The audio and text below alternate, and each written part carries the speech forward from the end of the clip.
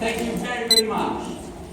It's my honor to introduce to you a very, very good friend. I'm so proud to call him my friend and partner in crime, Governor Martin O'Malley.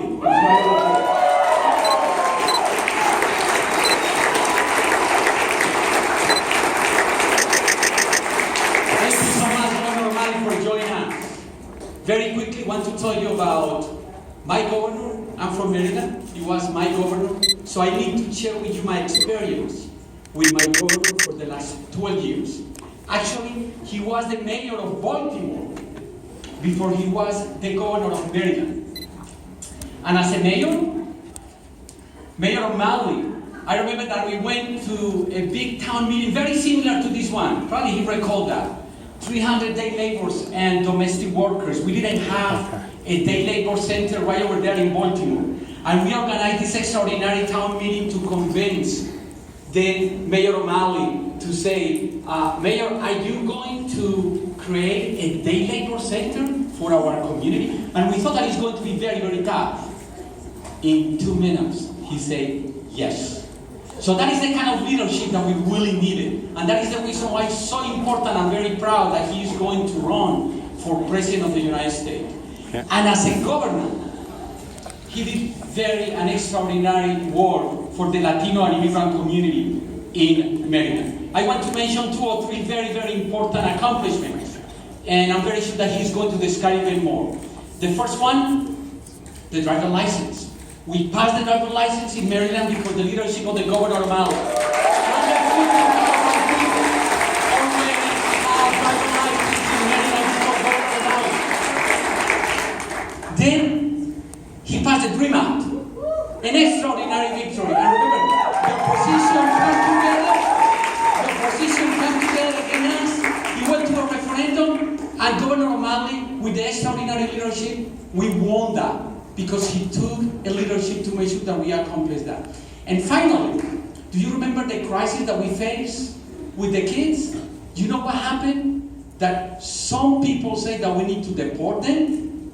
Well, Governor O'Malley called me. I remember that he called me and said, we need to resolve this crisis. And he brought a lot of people together, community-based organizations, churches, policymakers, to identify a solution to this. And right now, Maryland is the state where more unaccompanied kids live in our state, and we are very proud to welcome them because Governor O'Malley leadership. So I wanted all of you welcome Governor O'Malley today.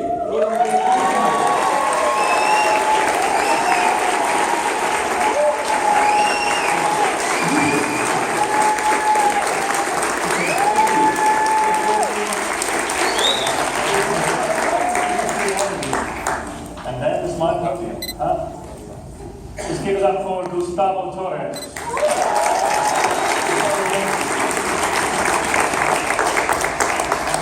Gustavo, thank you very, very much for your kind introduction. I'm going to come back to Gustavo in a second, but I want to thank you for the honor of being able to join you here today. Gustavo talked about the things that we did together, and I'm sure he meant it tongue-in-cheek. He said my partner in crime. Compassion is not a crime. Generosity is not a crime. Goodness is not a crime.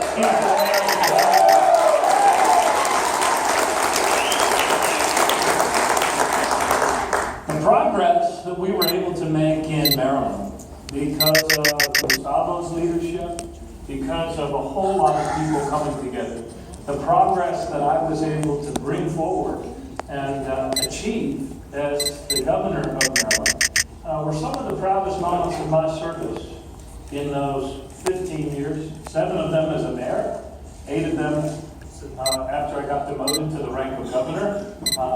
But they were some of the proudest moments of my public service. Together, Gustavo and I fought to include more people, more fully, in the economic, the social, and the political life of our country.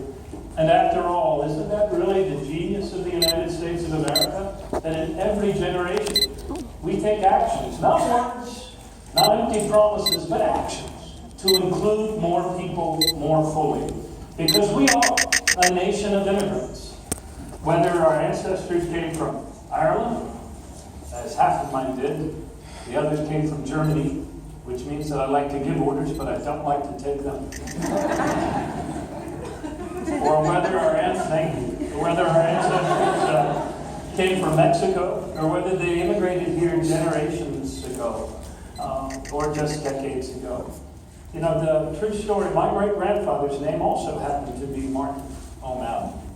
And like so many new American immigrants, he came here in the 1880s with absolutely no money, nothing but the clothes on his back. I know for a fact, because I've pulled the census records, that his first language was not English. It was Irish, a wholly separate language. But the hopes and dreams that he had for his children and for his grandchildren were purely American. That they would be able to live here in openness and freedom, where their talents could be put to the greatest use. Now, for many, many years, I have very intentionally and repeatedly used the term in my service of new Americans. New Americans. Because the genius of our country it's not so much about where you come from, it's about where you're going. And the truth that we are all going there together. And today's new American immigrants are not the first, of course, to face the sort of ugliness and the fear, the exclusion, the xenophobia, the scapegoating of the other. Sadly, that is also part of our experience. It is part of our American history. But the arc of our country's future, thanks to generous, good, and compassionate men and women, has been bent always towards more inclusion of more people. When my own great-grandfather came here, there were signs, and I kept one of these signs on my desk every day that I was mayor and every day that I was governor. And the sign was from the late 1800s, and it read, "Help wanted, no Irish need apply." So this sort of scapegoating and this sort of bigotry is not new. But that sign for me was a daily reminder that not only were we all once strangers in a strange land, but we're all in this together. And we have to help each other if we are going to succeed. And I suppose it's the realization of that truth that has always has allowed me to see in the eyes of my new American neighbors, the eyes of great-grandparents that I never met in this life. The cause we share, you see, is the cause of human dignity. And it is one of the most powerful beliefs we share as Americans. The belief in the dignity of every single person. A belief in our own responsibility to advance the common good we share. And one of the most important of those common goods is the American dream, and it's true. As governor of Maryland, I fought and worked and brought people together every day to make more real and more true the promise of the American dream. That wherever you start, that through your own hard work, you are able to get ahead. How did we do this? We did it by including more of our people.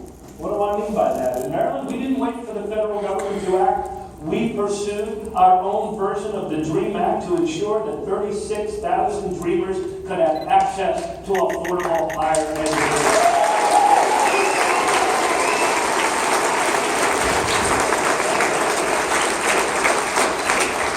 And after I signed that into law, thanks to Gustavo's good work and a whole coalition of people that were there at the bill signing, some reactionary forces in our state petitioned it to referendum, sent it to a popular vote in an effort to kill it. It was a straight yes or no vote.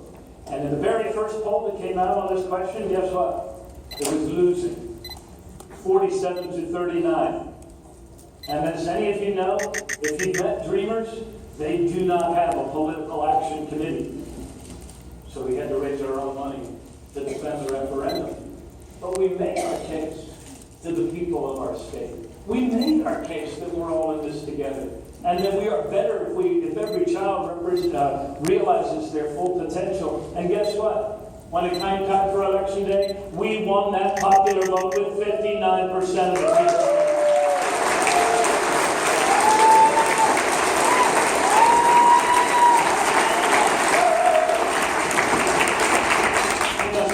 Some people in the press, they scratch their heads when I use a term like forging a new consensus. Well, that's how it happens. You bring people together. You don't wait until the polls say it's popular and it's a slam dunk. Effective leaders are clear about their principles. They make themselves politically vulnerable in order to get important things done. The things we got done in the legislature, and then more broadly in throughout the popular vote of the people of Maryland. That allowed us to do other things. In Maryland, we expanded access to driver's licenses because people need to be able to get to and from work safely and obey the rules of the road. So we passed driver's licenses for new American immigrants. Would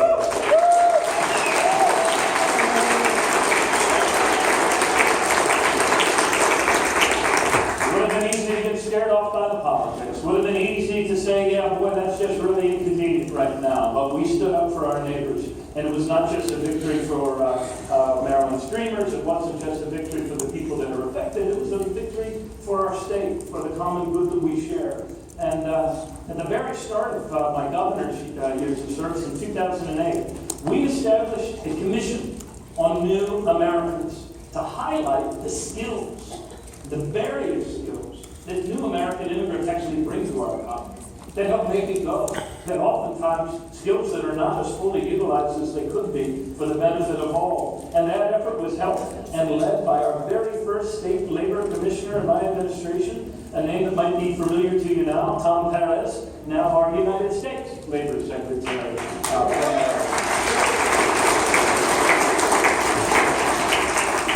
I regret I have but one cabinet to give to my country. We're proud to compliment each other at the national level. We became the first state in the nation to pass a living wage. We raised the minimum wage to $10.10 an hour, and 2 of our counties raised it to $12.80 an hour. We froze college tuition 4 years in a row. We did a better job than any other state at holding down the cost of college tuition. And guess what? This also helped Hispanic students earn twice as many associate's and bachelor's degrees during my service as governor as they had in the 8 years before I served as governor.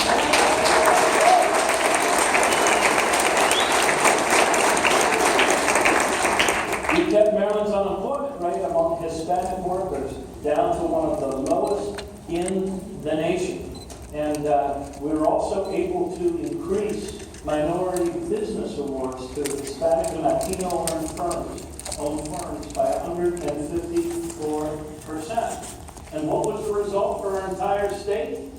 The highest median income in the country all through the recession, doing what's right for one another, doing what's good, doing what's compassionate, and doing what's generous is also what's best to build an American economy that works for all.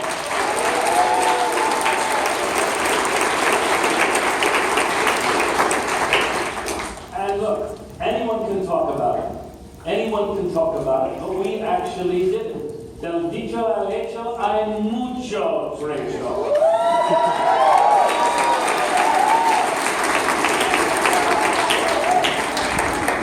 And in accordance with that wisdom, I am the only candidate this year running for President of the United States in either party to lay out in specific detail the actions I was take as president to bring new American families out of the shadows and into the full light of an open American society and economy and country. Now, any race is about choices, though, isn't it? And there are differences on this issue between myself and the other two individuals, Secretary Clinton and Senator Sanders, who are both seeking this office. We offer, you decide. We are the candidates, and then our job is to draw the differences. So with respect, let me explain some of the differences, especially on these issues between myself and my two co-competitors for this office. I think that there is no clearer example in this race of the failed old thinking of the past on immigration than our positions today. I mean, now we are down to just 3 candidates in the Democratic primary for president. And sometimes if we wonder why it's so hard to get comprehensive immigration reform up for a vote in Congress, we need only listen to the echoes of the failed thinking of the past. And by that I mean the failed thinking and the falsehood that somehow new American immigrants take our jobs. Or the equally self-defeating thinking that this is merely a constituency issue over here someplace that's a distraction from our national interests. I represent a different generation. And the generation that I represent understands that comprehensive immigration reform is in the best economic interest of the United States as a whole.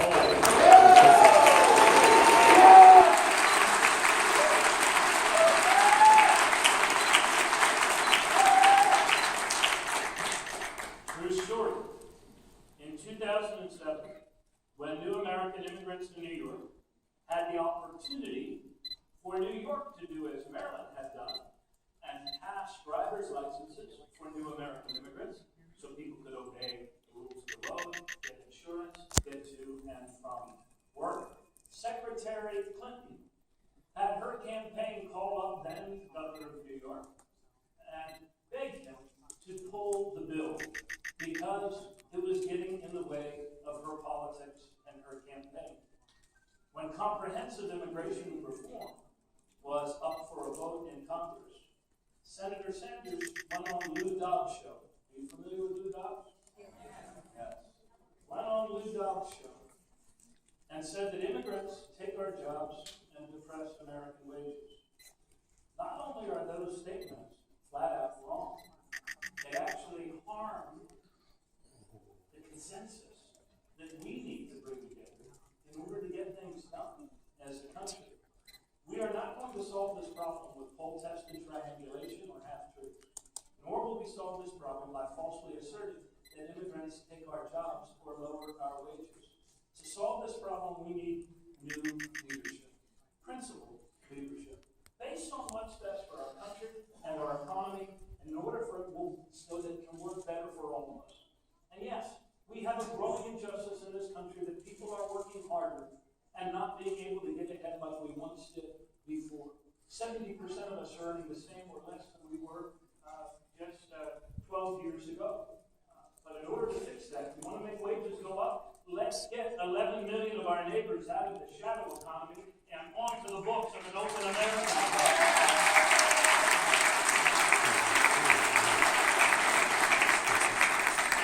They're telling me to wrap up. Look, let me tell you what I would do as president. Because that's why you all invited me here. As president, I will use the full legal and executive authority of my office to safeguard and better include new American immigrants. What does that mean? It means providing deferred action not just to dreamers and their parents, but to everyone who would have been covered by the Senate's last comprehensive immigration bill. It means undoing punitive Clinton-era policies like the 3 or 10-year bar that tears families apart for no other reason ever.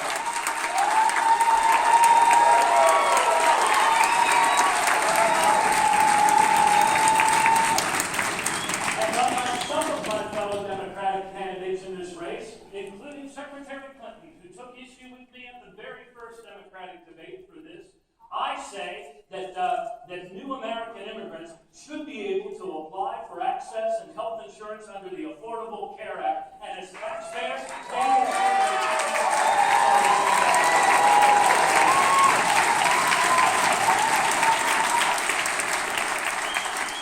I also believe that it's not too much as we debate the cost of college and making college more affordable for all of our children, that we should make sure that in every state, people, regardless of their immigration status, if they pay taxes in state, they should be able to get in-state relief.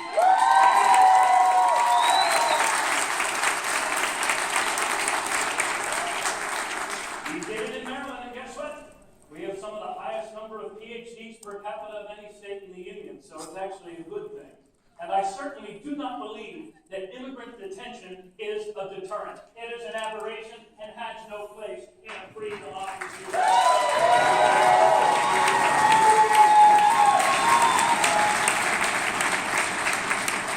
And to that racist, carnival barker, Donald Trump, I believe that all of us need to stand up and stand together and say that the enduring symbol of our nation is not the barbed wire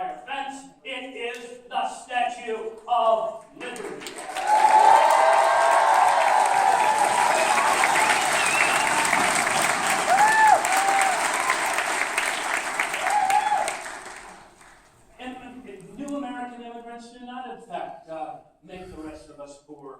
They make our country stronger and better. They are more willing to start businesses than others. And that's been proven time and time again. This is not an either-or choice, I guess, is what the old thinking would have us believe. We are not some small, zero-sum country where because others are succeeding, that means we're doing worse. The truth of the matter is, as the great Frederick Douglass said, we are one, and our cause is one. And we must help each other if we are going to succeed. America is made better in every generation by new American immigrants. Let me close now with this final story. All of us remember the scene last year when refugee children were fleeing for their lives over deserts and risking death and being muled and abused as they fled the death camps of Guatemala, Honduras, and El Salvador. When children arrive on our doorstep, fleeing starvation or death camps, we do not turn our backs on them as a people. Or worse, we should not hang them up behind chain link fences for months and months on end. In conditions that we are more accustomed to seeing at our local humane society than are befitting of a humane country that believes in the dignity of every individual.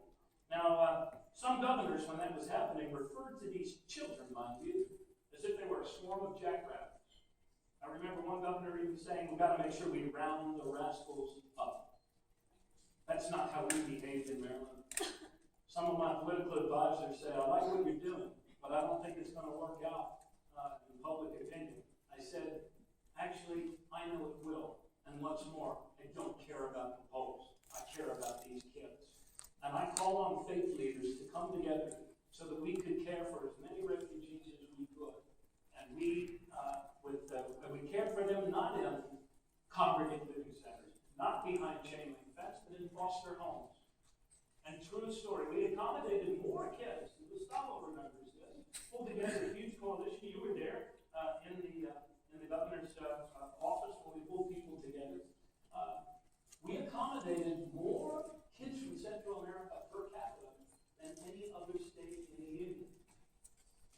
2 months later, my wife Katie and I were at an open house, shaking hands in front of the Christmas tree, holiday open house, and all these people were shaking in for the open house. And this man comes up to me, and with him is a 13-year-old boy. And he says, Governor O'Malley, this is Emmanuel. And he's one of those Central American kids who was able to come here and stay here and is safe today because of what you did. And I wanted him to meet you. And no sooner had that kid shaken my hand for just a split second than he broke off and wrapped me in an embrace, the likes of which I will never, ever forget.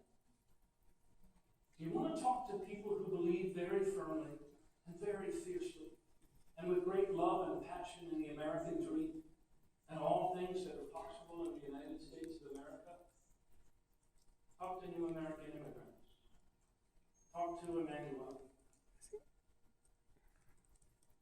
Everyone who has risked their lives to get here believes in the American dream. I believe that it is well. And I believe that you believe that it is worth fighting for, it is worth saving, it is worth passing on to our children in better condition than we received it ourselves. I need your help. I am in this to win this. Our country's future is a more compassionate and a more generous future. And together, we have the freedom to make it real for all of our people. Thanks very, very much.